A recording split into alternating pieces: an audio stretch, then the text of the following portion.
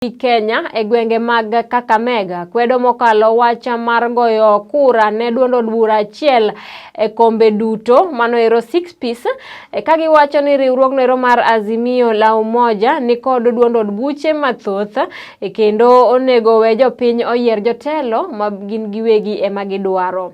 Josiasa go eko kwayo moluor Raila Odinga mondo owuo wachno ero e kinde ma bende okinyi nochak timo campaigns mage e gwenge mag Kakamega kono ero.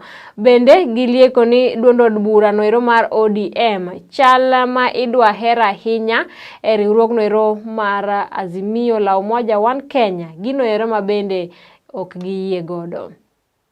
As women of Kenya, we have been yearning for two-third gender.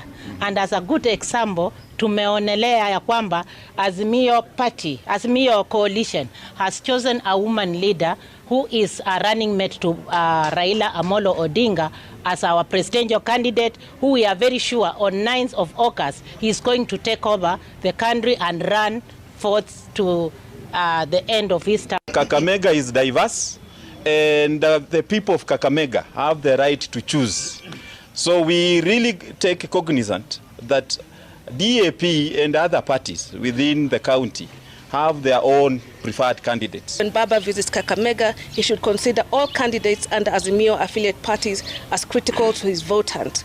He should not discriminate and show favoritism for ODM candidates at the expense of other Azimio candidates. How can you run your own poll and you say your person is popular than the other?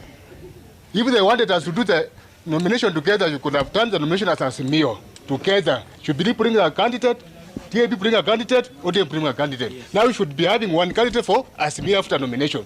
We cannot come at this end, they tell us they want to